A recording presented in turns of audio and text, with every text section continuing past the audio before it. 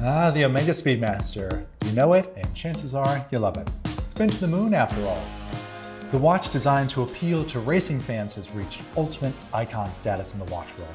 And it's often the first and sometimes the only nice mechanical watch that people will own. The Speedmaster still represents one of the best values in the watch market today, and with over 6 decades of production and a nearly unlimited number of limited editions released over the years, it's easy to find a Speedmaster that speaks to you.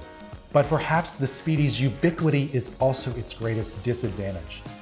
After seeing the watch over and over, especially on #SpeedyTuesday when it's posted to Instagram en masse, potential buyers may yearn for something more uncommon. So we've rounded up a sample of 5 alternatives that are worth considering if you're on the hunt for a chronograph. Let's take a look.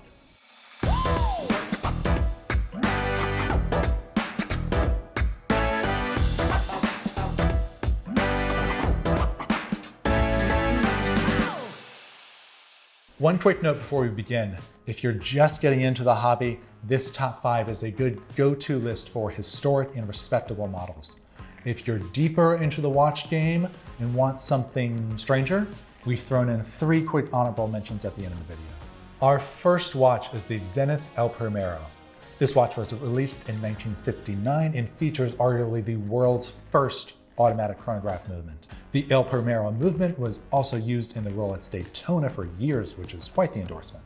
Today, there are a huge variety of El Primeros on the market, including smaller size options in 37, 38 millimeters, and larger options up to 45, even 46 millimeters. There are dressy versions, sporty versions, aviation versions, and even solid gold options that are much more affordable than you might expect. You can also find examples with moon phases, calendar functions, and open heart windows allowing you to see into the movement through the dial. All this to say that the Zenith el Primero has all the history, variety, and reputability that you'd want in a chronograph. When it comes to Tudor, there are 3 main chronograph models that come to mind. There's the big block Chrono, which is the most collectible but also the most expensive. There's the Heritage Chrono, which is my personal favorite, but the design may be too loud for everyday wear. Then there's the Black Bay Chrono, which feels like the best go anywhere, do anything option of the 3, so let's focus on that today.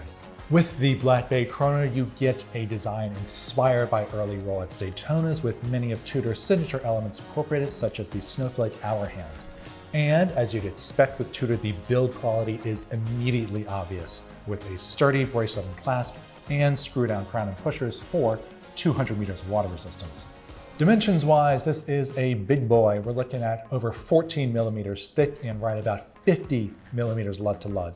So the Black Bay Chrono is best for someone who wants the mid-century chronograph feel with modern amenities, modern durability, and a lot of wrist presence. The IWC Portugieser began with a request for larger watches from IWC's dealers in Portugal. The first models featured pocket watch movements, and the brand has continued to make larger watches across a range of models with great success. Today, the Portugieser comes in time-only, annual calendar, perpetual calendar, tourbillon, and moon phase tidal complications because those Portuguese do love sailing. But of course, today we will talk about the chronograph version of the Portugieser. What you'll find here is a visually clean chronograph using an expansive dial, punctuated by slim and elegant hands and hour markers. This is certainly the most office-friendly chronograph on our list, so it's suitable for someone who could use a dress watch, but doesn't want to sacrifice on size or functionality. This one goes out to all the aviators in the audience.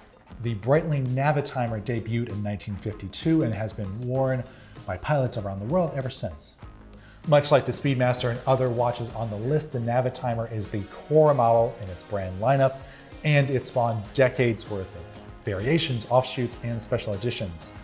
The 806 is the classic Navitimer example, and it features a dial that is busy yet subtle, as well as the signature slide rule bezel for performing a range of calculations from distance travel to fuel consumption and more. You'll find Navitimers ranging in size from 35 to 46 millimeters, and if you still want that intergalactic connection, then check out the Breitling Cosmonaut, which was worn in space by American astronaut Scott Carpenter. Race fans, are you ready? As you might have guessed, we are rounding out this list of classic, historic, and significant Omega Speedmaster alternatives with none other than the Heuer Carrera. The Carrera has gone through a few changes over the years, most notably in size and movement. Early examples like the 2447 with smaller cases and manually wound movements are becoming increasingly sought after at auction. This has generated increased interest in the Carrera line as a whole. Now the Carreras of today are larger with most cases over 40 millimeters, and most come with automatic movements. Type the word Carrera into the search bar on Chrono 24 and you'll see a whole buffet of styles, colors, and sizes for this model. The brand has long embraced pops of color and skeletonized dials, but if you're looking for a vintage-inspired example, check out the 1994 reissue. The reference number is CS3111 for the black dial and CS3110 for the silver. It's got tritium loom, a 36mm case with elegantly long lugs, and a manually wound caliber Lemania 1873, all for a few $1,000s. It is a personal favorite of mine, so please don't buy all of them. Now it's time for a lightning round of our 3 honorable mentions for those looking for something more niche. First up is the Omega Flightmaster Pro. It's a funky Omega with a chronograph, a GMT, and quite a lot of color. Con, the UFO style case looks quite retro, and it's thick and it's heavy. This is a good watch for those who perhaps already have a Speedmaster or those who enjoy this era design. Number 2 is the Chronograph 1, designed by Porsche Design, produced by Orfina. Pro, it was worn in the movie Top Gun, it was designed by the guy who revived the Porsche 911, and it features the Lemania caliber 5100. Con, the black PVD will chip over time.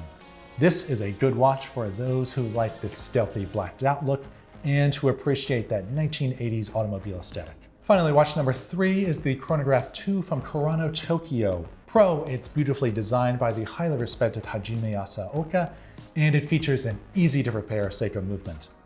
Con, at 14 millimeters thick with no mid case, it is a thicker watch that can look a little bloated from the side. This is a good watch for those who like independent brands or those who want something a little bit dressier with a vintage flair. So there we go, 5 classic alternatives to the Omega Speedmaster and a few oddballs thrown at the end. And if you don't like any of those, you can always buy a Speedmaster. It's a great watch. I'm Thomas Hendricks with Chrono 24. Stay tuned for more videos coming to this channel. Like, subscribe, and as always, enjoy your watches.